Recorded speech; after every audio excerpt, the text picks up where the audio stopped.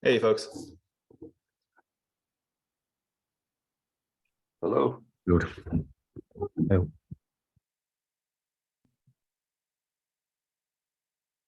Welcome back, Martin. Thanks. It's good to be back. How's the family doing? Family's doing great.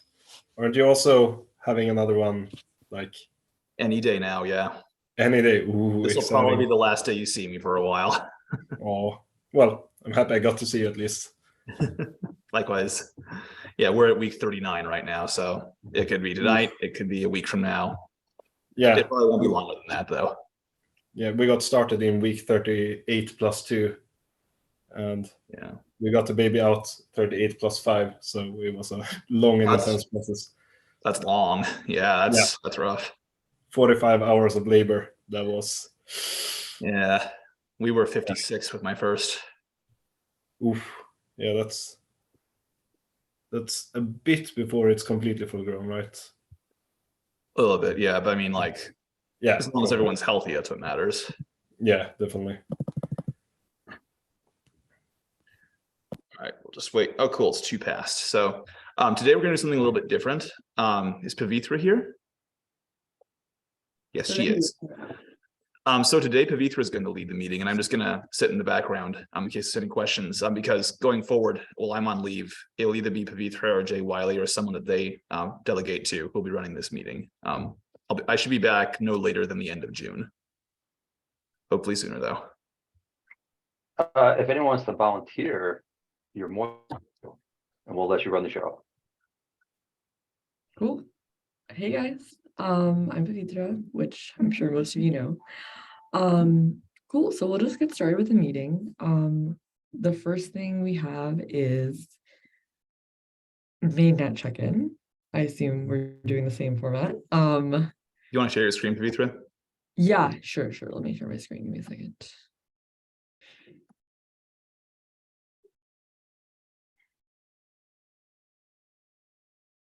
Cool. You guys see my screen? Yeah. Nice. All right, sure. First thing is mainnet check-in. Does anyone want to give an update on that? 2.1 was activated. Right. Obviously. I was like, I don't know if anyone else wants to talk about that, but yeah, so we can, I think, come back to the forking behavior when we get to discussion, because I think Jude has a proposal for how to address that. But yeah, there is some kind of funky mining behavior, but we may be doing another hard fork, potentially, we'll see, to address that. Cool. Testnet check-in. I'm sorry, can I say something about the mainnet? Yeah, please. Perfect, thanks. I tried to, at least my company tried to write a post on the forum, but it wasn't accepted so far. Maybe it's just because it was about 1 hour ago. And it's related about the minimum bid for the proposal Jude wrote regarding the F-pool miner. And just curious if you can talk about it. Because as I see it at the moment, it's the only miner which more or less contributes to the decentralization of the network in some ways. And I think, yeah, as I wrote in the post, I shared it in the Google Sheet beforehand, you can find it in the mining channel. It should go, the hard fork, the next one, with the speed improvements for, yeah, like Jude proposed it, and just wanted to hear your thoughts about it. Yeah, I think we will discuss this, but probably in the discussion section of the meeting.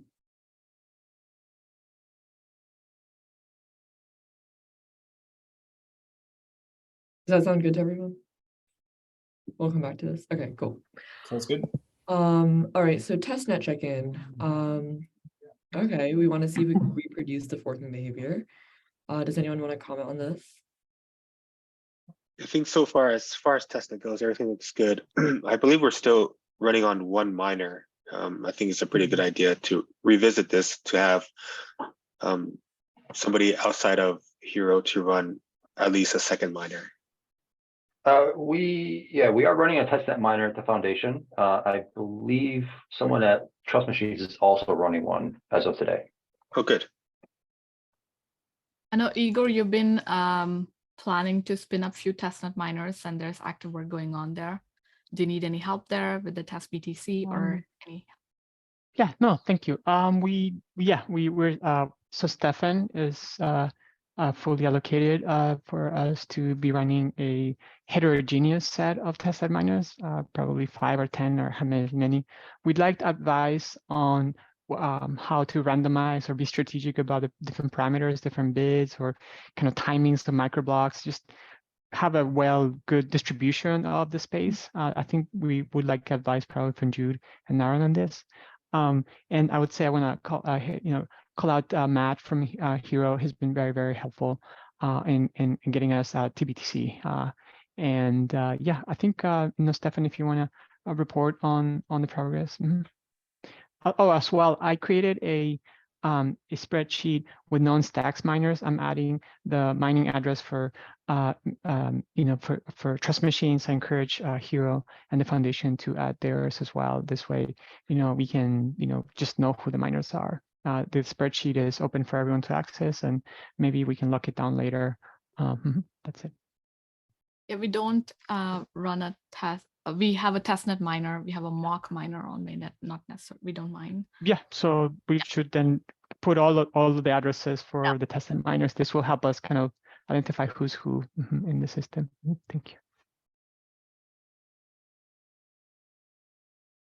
Yeah, just a quick update for me. The thing I need to figure out first is how much testnet BTC we spend per miner per week or something like that, and I'm really close to that. I just discovered where all the data about the burning fees are, so I'll just do some statistics about that, and then I'll proceed with Matthew to funding the account where you can get more testnet BTC. And yeah, after that, I'll look into spinning, like as Igor said, 5 or 10 testnet miners.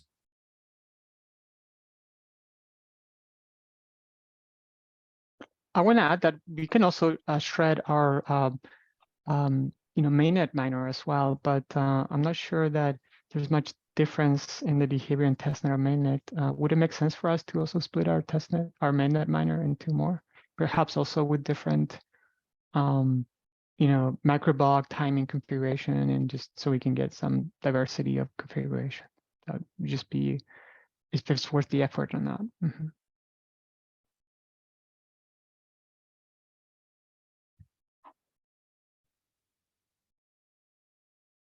I think it might hurt the ecosystem for other miners trying to mine for profit if we spin up too many mainnet miners without really trying to do it profitably. Well, yeah, I mean, we would still bid the same total amount. We would just kind of shred it or break it up into smaller ones, so we wouldn't be putting more pressure. Yeah, we don't want to bid. I mean, Trust Machines is only mining to dog food. We're not looking to make a profit, but also not looking to lose, right? So we're always going to be kind of joining the party, and we don't want to crowd out everyone else, right? So it's just about how to allocate. Currently, we're just allocating it to one mining instance, so we can just spread it into more. And if they have each different configuration, then statistically it's more likely that any one of them could have a problem, and then we identify it and we can provide a core dump and logs. That's all we're doing, just setting up fishing nets.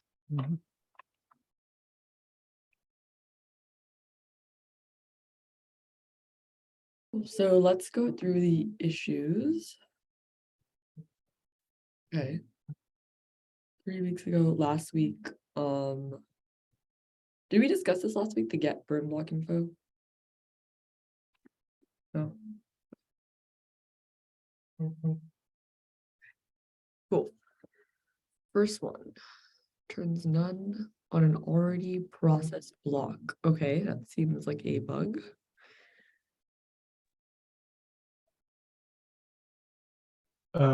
Yeah, so this is related to the block height, the like highest block height that get burn block info can query. Yeah, So are we planning on like making it such that we can query like later blocks in a future? yeah. discussion? We should theoretically be able to query one block later. Like this, like as currently implemented, get burn block info can only query parents of the parent block, not the parent block's data itself. And it should be able to query the parent block's data itself. So this should be changed, but it will need to be changed in Clarity 3. Got it. Okay, so let's add some labels. Maybe this is Clarity. And then not feature.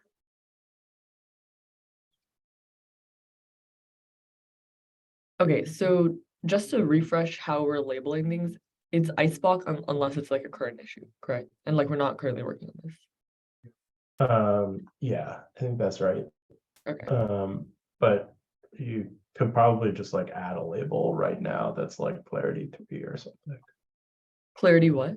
Clarity 3 or Clarity Got it, next or something. Okay, Because okay. yeah, we probably do want something that like, yeah, you could hit that stacks future. That's probably Yeah, I think Stacks Future is a good one. Yeah, let's just Yeah. do that instead of adding Clarity Future too, I think. cool. What do you think? Sounds Yeah. great.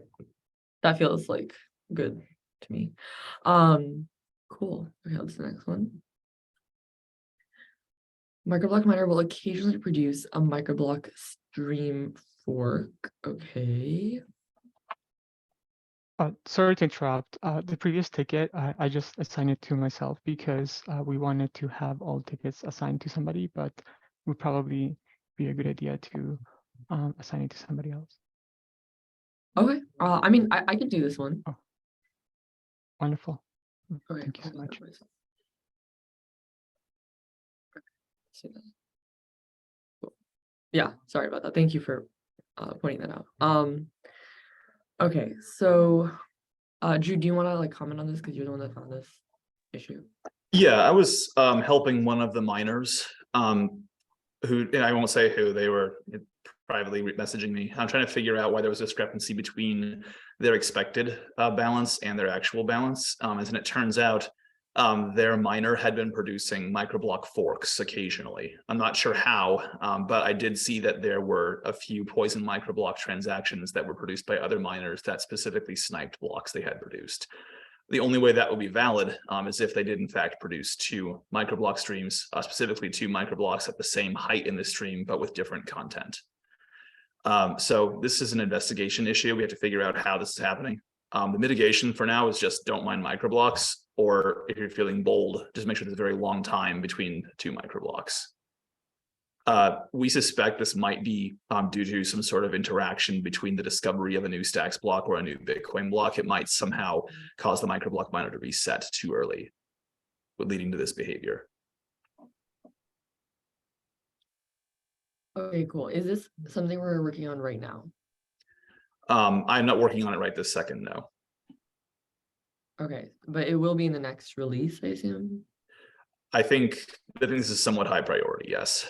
We need someone working on this. All right. Okay, so I actually, okay, we can discuss this later, but like maybe like a label to distinguish between just like amorphous Stacks future and like Stacks like next release, something like that. But maybe So this is not a consensus breaking change. We could do this if we had a fix, we'd ship it today. okay. Should we create a Stacks 2.2 label then? Yeah, So that- something like that where it's like this is the next release type of thing. This is not a 2.2 release. This is going to happen before that. Yeah, I would just leave anything.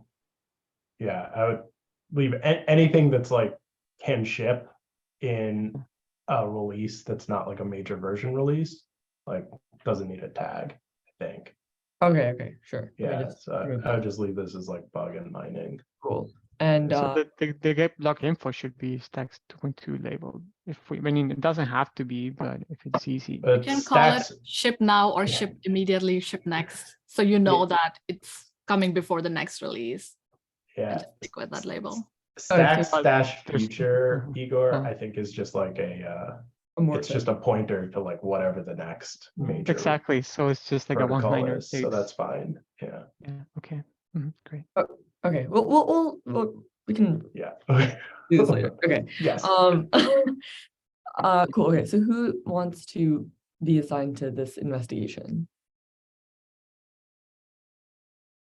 You can assign me for now, but I can't guarantee I'll be able to finish it, is the problem.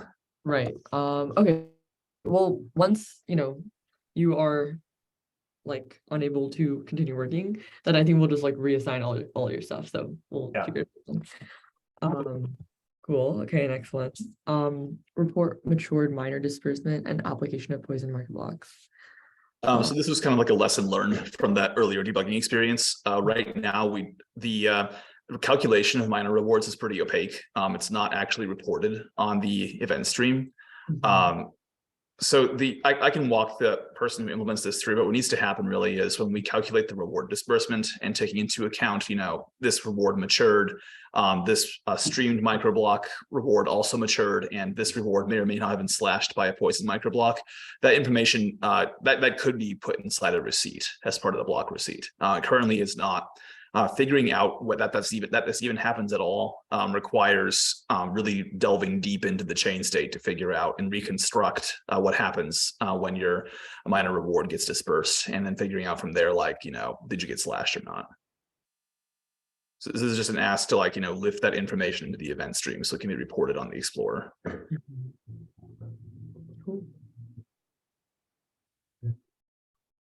Anyone want to be the owner on this other than Jude? I could take this. Cool.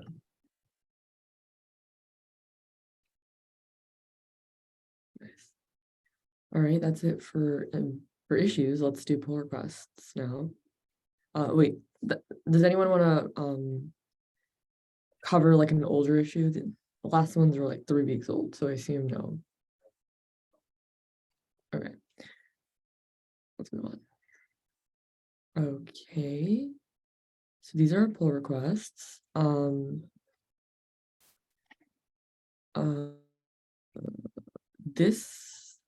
Okay, how old do we want to go? Should we start with? Wait, is this an updated view? Let me try. Let me just click on that one more time. No, it wasn't. Okay, cool. Thank you for that. Yeah, no problem. Okay, let's go all the way to the end. This I will started reading the code, but I will get back to it, the health check endpoint.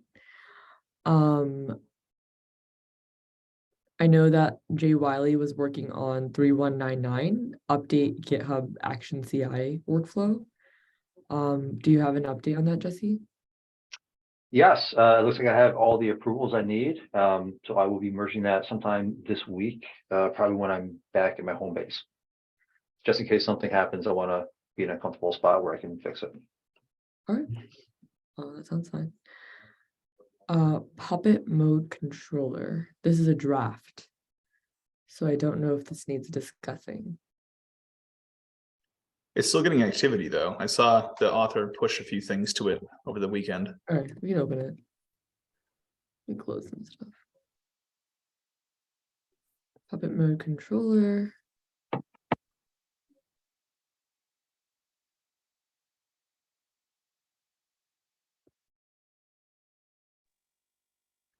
I mean, I think he's just like keeping it up to date more than Okay. anything else. Okay. I think maybe the big decision to make here is like, do we accept this? And if so, like, is it going to the right place? Because we already have a Puppet chain that's, I think, now in the contrib directory, so it's deprecated. If you want to scroll down, well, actually, maybe I can pull it myself. I don't want to make you have to scroll down, but I think we still have a couple of open questions about like, is Yeah. this something we want to support first class, or are we making it also contrib? And then we have to try to figure out like, is this adding new functionality, or is this already covered by Clarinet? Right. I'll weigh in on the PR, but my feeling on this is that this absolutely should not be in our repository. Okay, Yeah, there's like no reason to increase the scope of this repository. I think like this software can be in a different repository, and if Best Mike wants to manage it, he can. But merging this into the Stacks blockchain repository implies a commitment from the Stacks blockchain maintainers to maintain this code, which I just don't think should be done. yeah, I'm on the same page. I don't think we should commit to maintain code that we can't commit to maintain. I guess the question is like, is that what the contrib directory is for, or should we just not even bother having a contrib directory? I think that that's probably like separately answerable, but ultimately, like anybody who goes to a repository on GitHub assumes that all code in the repository should be maintained. So, Okay, yeah. All right. you want to go ahead and add that reply, Aaron? Yeah, yeah, I'll comment. Okay. Yeah, I'm fine to close it out then. The guy has a fork he can maintain himself if he wants to. Cool. Okay, I'm going to leave it up to Aaron to comment on this.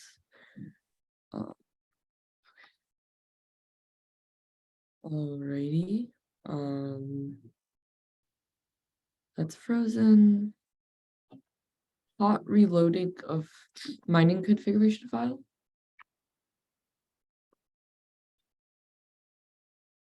Does this have activity?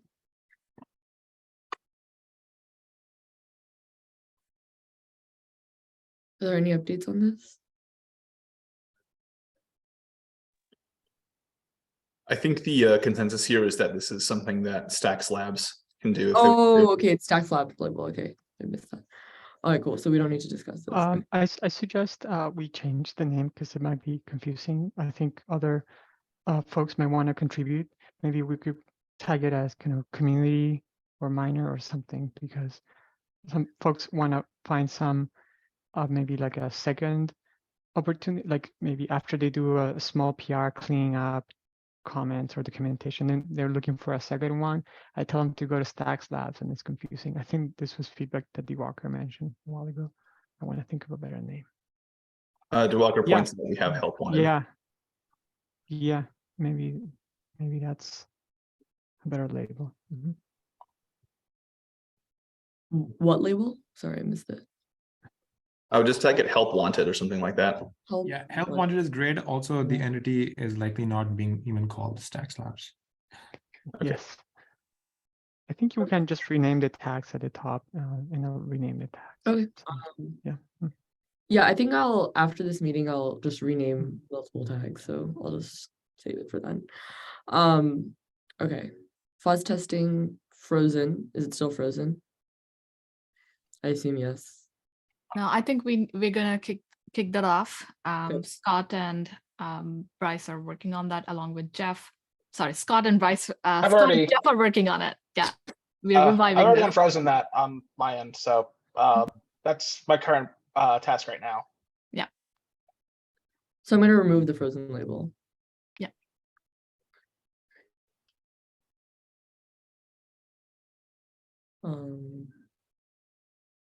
Okay, next one is Ludo's ability to compile Clarity VM to WASM. Is this actively being worked on? This is on hold at the moment. He will probably get to it in 2 weeks or so. I'm just gonna So we have Ludo on the call. I think Ludo's not on the call, but yeah, he's actively been updating it because it is Oh. being used by Clarinet, but Okay. he hasn't had the time to investigate the tests that are failing here. So it's kind of like in use by Clarinet, but not ready to be merged here yet. Okay, I'm gonna take off frozen because it seems like there's activity on it, but okay, cool.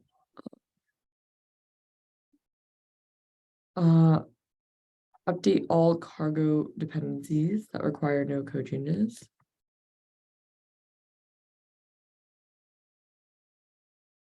Okay, it looks like it just needs more review / Jude requested changes. Yeah. Yep. Is this being worked on like right now? I'll take another look at that one today. I think this one was something I kicked off a while ago and there was some strange divergence. Mhm. I'll update that this afternoon. Great, thanks. Okay, Jude, do you want to give us like an update on StackerDB?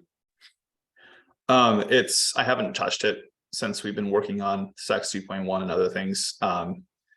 This is not on the critical path for SBTC, so it's fine if someone else pushes it over the finish line or we wait until we get back. It's only needed for the final product. I was just getting a head start on it earlier. Okay, so it sounds like it probably won't be worked on for like 4 months. That's a possibility. Okay, in that case, I'm probably just gonna add a frozen label if you don't plan on working on it the next 2 weeks. I might not have a choice, but yeah, that sounds fair. Why don't you go ahead and do that? Okay. We'll revisit it. I'll revive it and bring it back to life when I'm back. Right, yeah, let's give it a sec.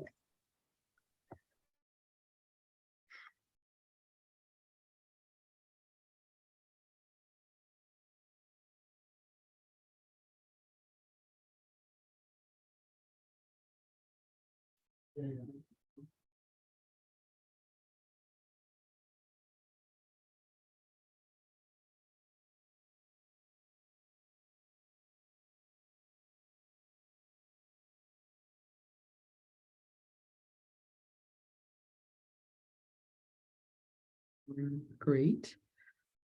Okay, we have this PR, which looks like it's approved.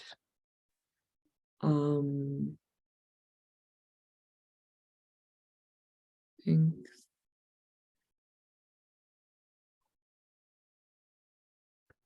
Oh, this person is quite interesting. He actually lives in Chicago. I called him last week, and he just wants very passionate about this project. I think he would love to perhaps participate via grant funding or something. But yeah, he's in Chicago. He's very passionate about this project. Cool. I've never seen this type of message before where you can't rebase it or something. Yes, because it's not against it's not open against a branch in this repository. Yeah, the Oh. yeah. Yeah, he needs to. Yeah, someone has to go make a new branch against master and commit that branch. Yeah, Wait, it's not open against master, is it not? No, it's the source. The source. Sorry, I misspoke. Yeah. It's The source is his fork. Oh, And so you okay. can't commit to his fork, which is what would happen if you pressed that button. Oh, I got it. From Okay. So we have to ask him to update it, basically. Or if we have enough approvals, you can just copy his No. branch into the repository. Okay. So that like somebody that's a maintainer of the Stacks blockchain repo, they what's our handle getting threshold the fork over for the line. what's our threshold for adding somebody as contributor? Like, do they need to be formally part of a entity, or at what point do we have Well, non-associated folks We join us? don't have a I think a specific process or like a specific threshold. But I don't think a first PR submission is enough. No, not even close Agree. to enough. But what kind of, I mean, even if you have write permissions, that only allows you to open a PR, right? Like you cannot do anything more destructive than that, right? I'm just curious. I'm not sure. You might be able to kick off a build using the CI. Oh, okay. I think for CoreEng, I'm a little bit more liberal on granting permissions, and it's proving fruitful. Here, there's probably more risk, but perhaps we should add a README on kind of clear, framework for onboarding somebody that might invite more folks that, more contributors that could help us with the help wanted. Just one thing. That sounds like a good first issue, Igor. like a meta first issue. I mean, this is what I did, and now we have a MPJ who's the chapter lead for Indonesia for Stacks, and he now is part of the SBTC Eng team, right? And that's because I was just more open to bring him in. I had him as collaborator to the core Eng repo, and he's actively contributing to SBTC Mini. And so I think some learning here could be done. Here, obviously, this is different stakes, right? But just something about being inclusive and maybe. Yeah, I personally had a video call with him, and he seemed reasonable guy. But yeah, you want to see some more kind of like what would it take, for him to become a contributor. That's all I'm saying. Here, let me add that to the doc for follow-up items. Maybe that's an issue in itself because the document would be a PR, right? Maybe you can create an issue.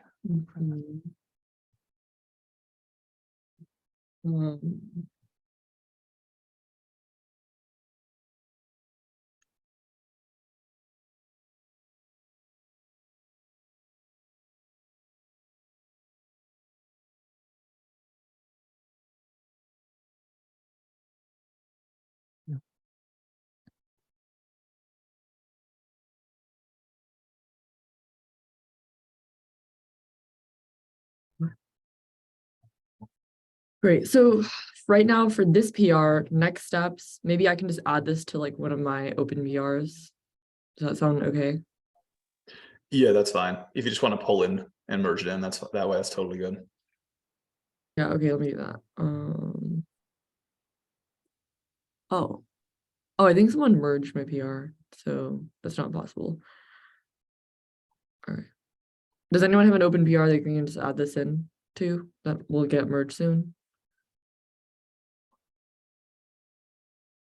Add 1 and 2, the Grid PR. Oh, we can add to this, you're saying? Sorry, what are we trying to add into it? Like someone was saying we could just like copy this change into a different branch and merge it. Yeah. I can just make a new PR for this. You can assign me on this PR.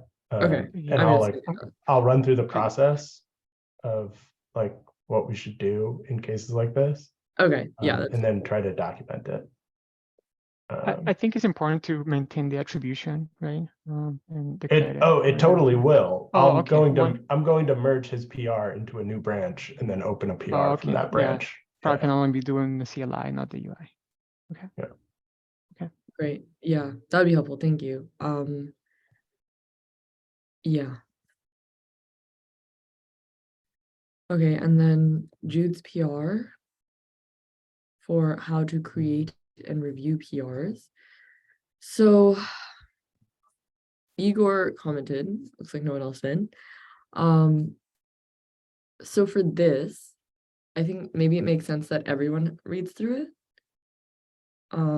Like all the maintainers. Does that make sense to people? And feel free to add things to it. You don't have to do the whole comment process.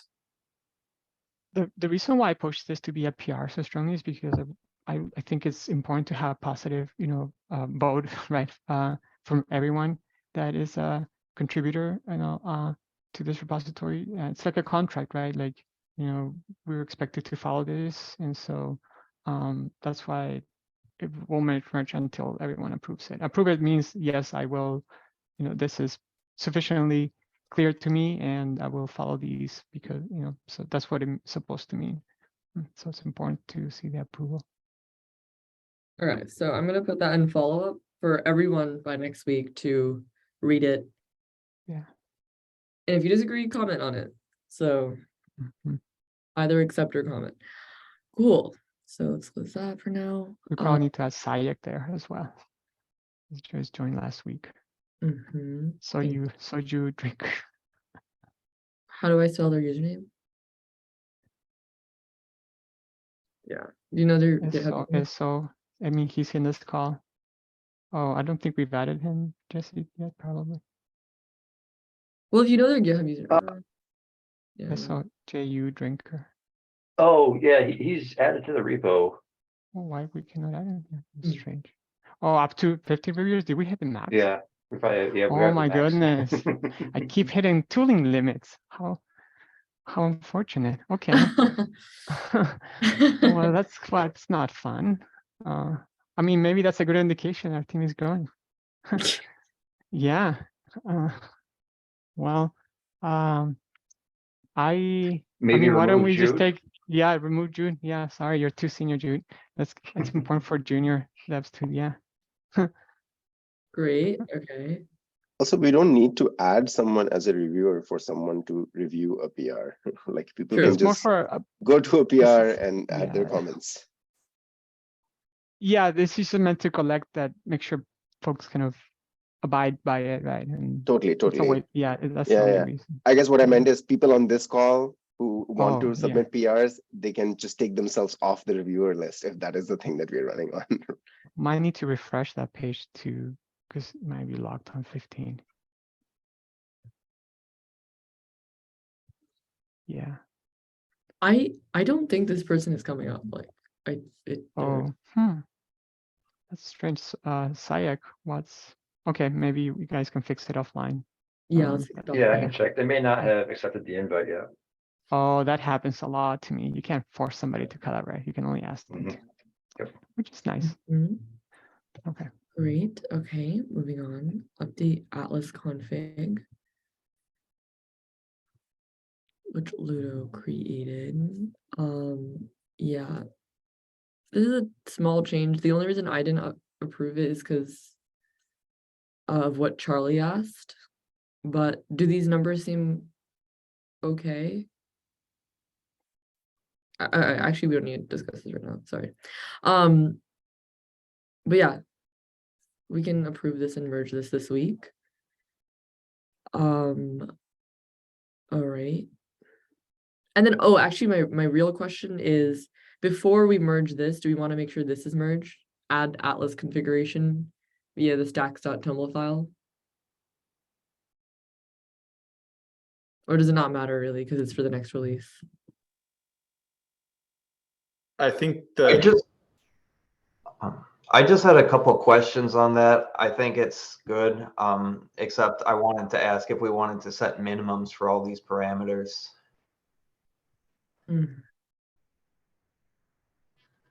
Minimums as in.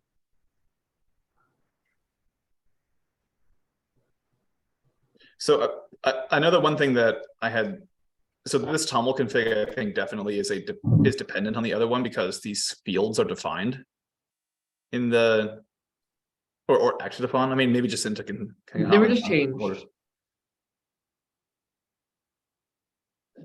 Sorry, what was that? Right, we're just trying to figure out the order in which you want your two PRs on the Atlas config to be merged. I have two PRs open. I don't This is Jeff, not Jacinta. Oh, I'm sorry. I'm sorry. They have a similar combination of letters in there. All right, yeah, sorry.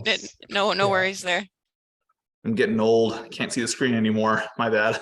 So Ludo's is changing some default parameters. I would have to update this to reflect those new defaults, I guess.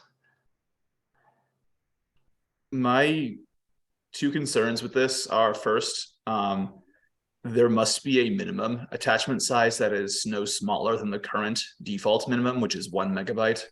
That's the level of support we promised the network, and that's the level of support we have to continue to promise the network until we can choose a flagging day by which we can reduce it if that is what we want to do. Yeah, I already added a minimum value for that, and I was wondering if I should add minimum values for all of these just to give some level of predictability.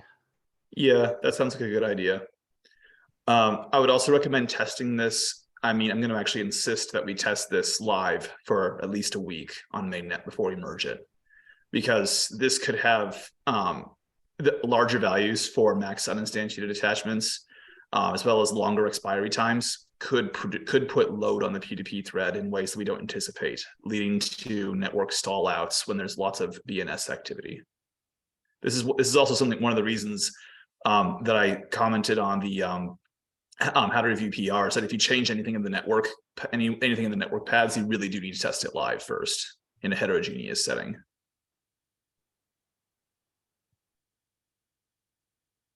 Yeah, we're gonna test this live today. Charlie and Dean will take that over, coordinate with Jeff and Ludo. We don't have to wait on the release, like Diwakar mentioned in the chat. Yeah, just pull the PR in and build it.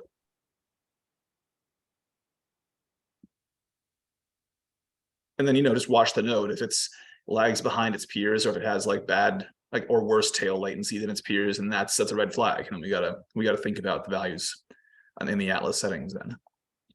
Okay, so this is what we want to test these new values for a week. That's correct, right? At least, yeah. Okay.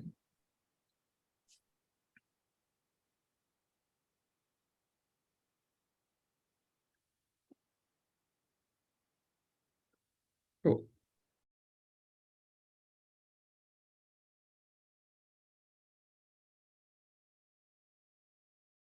Okay.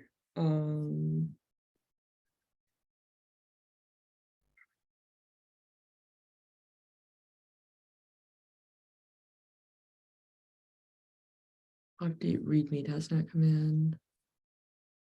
Okay. Yeah, we're just waiting for this to finish running, but we can merge this week. Side note, do we want to have like a list in the blockchain meeting notes of like merge this week, review this week from here on out? I think that would probably be a nice output in the meeting notes. Yeah, let's do that. Yeah.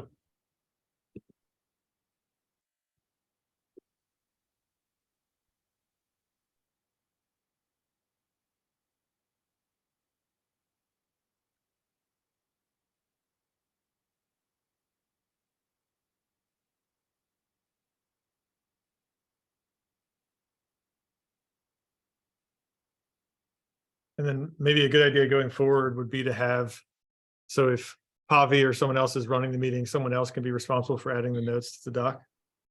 So we don't have to put Pavi on the spot to be speaking and typing at the same time.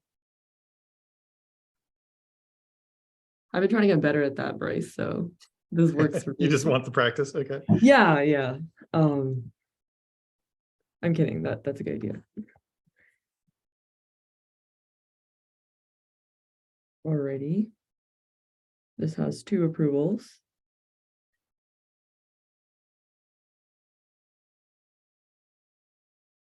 Yeah, I commented the PR as it exists right now will break the PILT. So Great. So I should remove my approval. yeah. Okay. So it is tuple though.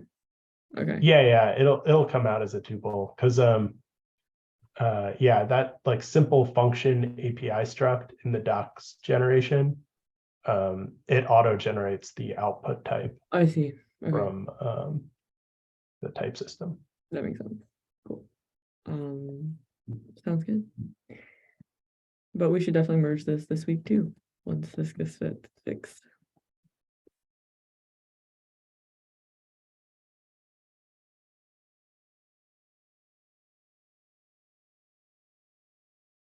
Great. Okay, last one. So this is me. This is unfortunately regression in 2.1. So Freeger accidentally found this and I tracked it down. Because the new parser inserts comment nodes into the pre-expression AST, there is one of the early analysis passes, the definition sorter, doesn't correctly handle a comment in a kind of a weird place to have a comment. So it's a little bit of an unlikely situation anyway. But it will cause, it could cause the definitions to be sorted in an incorrect order because part of the function then doesn't get analyzed by the definition sorter. So the end result is that if you have a comment in the wrong place, your contract might be rejected because it fails to discover the functions because they're not in the right order. So there's a fix here, but it is consensus breaking, so it has to go into the next consensus breaking change. And as part of that, I added a new epoch ID 2.2 that has a lot of changes in various places. There's one commit just for the epoch, the new epoch being added in, and then one commit that is the actual fix here. I had a couple of comments on the epoch change that I needed some input on. And then otherwise, I think it should be good. Jude, I saw your comment that this should go to next. I had also commented that too. I just wasn't sure if next needed to be, is next in the right state right now, or should that be rebased? That's a great question. I think that's actually a nice segue into one of the discussion points about whether or not we're going to do a hard fork before SBTC. There are reasons we might consider doing this, such as, among other things, to fix the Bitcoin MEV problem. If we do that, then we will likely have both a SBTC branch as well as whatever this is, a 2.2 branch, and this would probably land in the latter because there's no. It sounds like you already have a fix here, and there's no real need to wait for SBTC to land to get this fixed if there is indeed an upcoming hard fork. Right. Yeah. And it's also not like, it's not an exploitable issue or anything like that, so it's not super urgent, but it is a bug. Yeah. It just doesn't belong to develop is the thing. Yeah. Sure. A quick question overall as to kind of the, like we definitely like this, I think this is a symptom of not having a formal spec for the language, right? And I know that this is like a long-term problem. Would it ever make sense to have fund a grant to work on a spec, extract the spec, and then follow it? Would that be helpful, since grant person might be able to focus on something more long-term? I believe there was a request for grant proposals on this.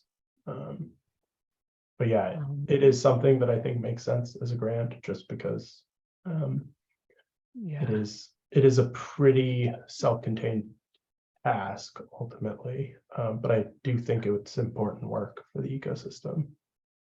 Yeah, it might be like, if it is a grant that ever does get fulfilled, we would probably have one of us supervise the grantee to make sure that it's done on a time scale that we're happy with. And I only care because it tangentially touches SBTC. Like to me, this entire stack needs to be safe, right? The Clarity code could be well formed, right? But if some of the primitives don't work correctly, that's a vector of attack, right? Like a kernel level trapdoor, I guess, whatever you call it. So that's kind of where my concern stems. But I don't know. I don't think we've ever had a safety failure in the language. We have, however, had cases where valid Clarity code does not parse. So it's like more of a liveness failure. Oh, okay. Okay. And this falls into the latter camp here. Okay, that's fair. So, okay. And also the fuzzer that Scott's working on will be very helpful here as well. We do have, Bryce, correct me if I'm wrong, we do have an opportunity to actually maybe like a Coq spec or something like that when it comes time to redo the type checker, which is something I know that you wanted to do. Yeah, we definitely have the potential for that. Yeah, maybe that could just be the tactic we use to do that. We just spec it out formally in a theorem prover, and then we use the theorem prover to generate a language spec that can be consumed by Rust, or like a Rust implementation of it. So would we sounds interesting. Extract the spec and then use the spec to build a parser and then get rid of the old parser? That's correct. And how are we going to bake in the bugs that need to be there? Oh, we would likely have a breaking change to the language. Oh, maybe would you just only use the new parser for the new epoch and then keep the old code? Okay, that makes sense. Yeah, we need a like auto-generated, parser stack. Okay, that makes sense. Yeah, that's what I'm recommending we do. We have a formal language spec and a theorem prover, and have the theorem prover once we're satisfied the type system is sound, for example, and we have all the relevant theories written out for that. We have the theorem prover check those theories and then emit a parser generator. Otherwise, we'll be chasing this kind of like a cat and mouse game with fixing one thing, and then, you know, another hole opens up and it'll be never ending. Yeah, I like that idea. Hello. So is this something that is done, Bryce, and we want it reviews this week? Yeah, I'll just need to rebase onto Next, but back to my earlier question, I don't know if Next is in the right state to be rebasing on top of what's there right now. We might want to push something different to Next as a starting point. Yeah. Let's go ahead and just make a Stacks 2.2 branch. And that can just be where these breaking changes, these short-term breaking changes can land. Even the non-existent Stacks 2.2 branch, I think also is not quite in the state that you're looking for, Bryce, because like I think you need a Clarity 3 enum, right? I don't think, no, I think I just need, so the implementation that's here right now is just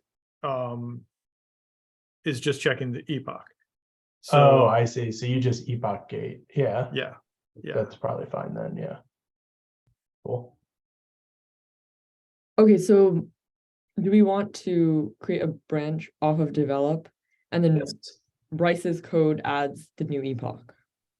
Yeah, so we'd branch Stacks 2.2 off of develop, and then we would merge Bryce's PR or open Bryce's PR against that Stacks 2.2 branch. Okay, I'm just gonna write that down. Yeah, Bryce can do it PV3. You don't have to do it right in a second. Yeah. But the current state of develop is a fine starting point for that.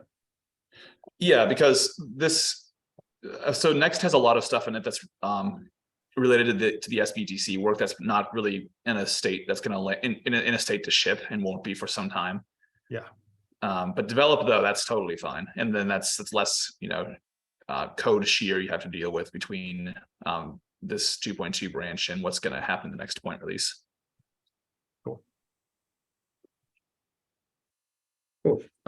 Yeah, that's pretty much it. All right, cool. Like, let's just move directly into the discussion then, which is about the proposal that Jude created yesterday. So maybe let's do like a minute on like the background problem, and then like a minute on the solution, and then we can open the floor. Sure. The 60-second TLDR here is we've noticed that F2 pool is a Stacks miner, which is a good thing. But the bad news is that they discovered they can be the only Stacks miner in the blocks they produce. So they're paying nothing in POX, and they're guaranteeing they win by being the only block commit transaction in the blocks that they make. That doesn't really, you know, on the face of it, doesn't hurt the Stacks chain. The Stacks chain can totally operate if every Bitcoin miner did this, but it does mean the POX APY has gone down as a result. That's problematic for SBTC because one of the centerpieces of the SBTC design is that signers receive POX payments instead of basis point fees on unwrap operations to fund themselves and to keep the system online. This proposal is to create a minimum bid POX where we look at a window of the previous some number of previous Bitcoin blocks and look at what their POX outputs were in aggregate. And then we declare that if a block is beneath some minimum threshold of that, you know, like average or median, whatever function you want of the steady state behavior of POX, then there's no sortition. What that would do is it would force F2 pool to pay at least some non-trivial amount of Bitcoin to POX in order to have a chance of even having the Stacks block. Unfortunately, it's a hard fork. But it's a very, but technically speaking, it's a pretty easy hard fork to do. We just need to figure out a good filter function or a good, like, you know, function over the previous blocks that correctly identifies Bitcoin blocks where this MEV behavior occurs, but doesn't punish honest miners for other sorts of mundane things. So, the data. You know, as a former HFT trader, I see risk. I always say, what will happen if we have a 2 sigma event in the market?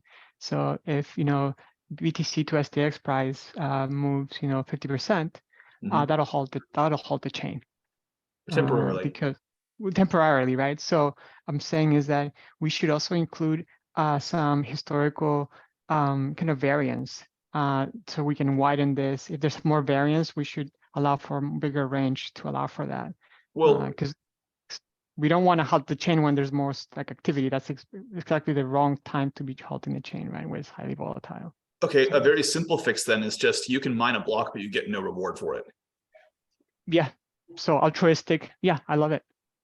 Yeah, so you get no Yeah. stacks at all unless you meet We that should, threshold. yeah, it should just be rewards, but yeah, we should always allow block production, so it's just the reward. And then what do we do So- with that reward? Give it, just So not give it. I think that there's like, there's some other approaches here that I think historically we've considered. Like if you look at Stacks 2.0's original proposal, the minor commitment windowing was meant to solve some problems like this, where miners couldn't vary their commits wildly between blocks. The window only has one sort of like caveat, which is that if you don't have any previous mining attempts in a window, you don't get scored as a 0, you get scored as a 1, like the minimum possible miner commitment value. This is being used by F2 pool because they can block all the other transactions and then even win when they have the minimum possible score, which is what they have. An alternative is making the minimum possible score 0. This enforces the windowed mining so that miners have to commit over a window and they only get scored according to their window average. This would essentially eliminate F2 pool or any single Bitcoin miner from engaging in this activity. Now, I don't think it would. It would eliminate F2 pool. No, it wouldn't. F2 pool just keeps mining then. And then when they win a Bitcoin block, they just pay nothing.